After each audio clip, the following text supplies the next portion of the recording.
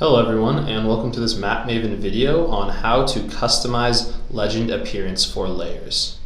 So first off, you're going to want to be in your Layers tab of your admin panel, and you can just click on the layer directly or go to the layer editor for the layer that you want to edit that legend appearance. So if I want to click on this layer for Democratic voting statistics from the 2008 presidential election in Colorado, I can then go from the General tab to the Styles tab. And you can see that at the bottom drop down says legend. I can see that I have the option of changing the fill color as well as the stroke color.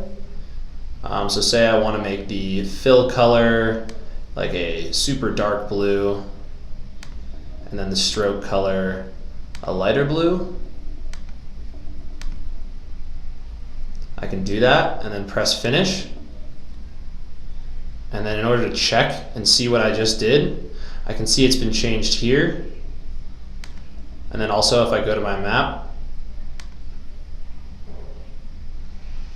if I scroll down, I can see that that has also been changed in the legend of the map itself, which if you want to view it in map view, it'll also pop up there. And you can see that it's that dark blue contained by the lighter blue. And that's it. Thanks so much.